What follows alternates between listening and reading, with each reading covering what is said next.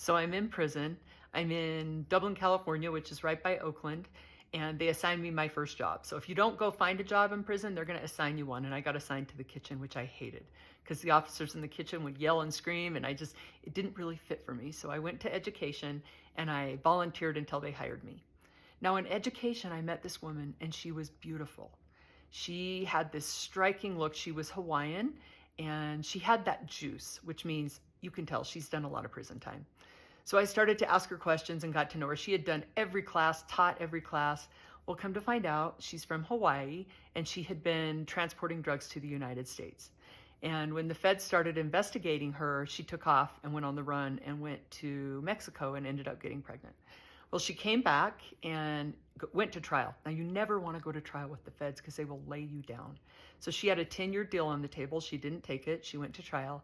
And the reason she went to trial is because they charged her with what's called ghost dope, which means that they did a calculation and said, we think you've sold this much drugs, so this is your guidelines.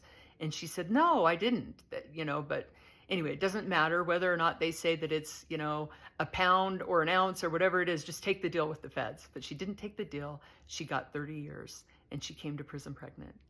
And she ended up having to give birth while she was in prison. And when that happens, they take you, they handcuff you to a bed, and you give birth in a hospital.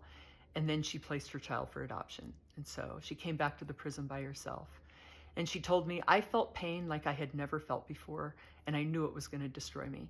So I went to psychology and I asked for help. She said, I was literally scared of who I would become if I didn't get help. And she looked at me and she goes, Louder, pain is what makes us human. Walk through your pain, face it, and you will come out a better person on the other side. She goes, don't follow the crowd in here. Don't stay stuck. Own it, accept it, and move forward and allow yourself to feel that pain. Stay connected to your family out there. She gave me such good advice. Somewhere I have a picture of Zasha because I was the compound photographer. What was cool about Dublin was they actually let me teach a photography class and use a camera there, which was amazing. But anyway, so grateful for the lessons that I learned from my friends in prison.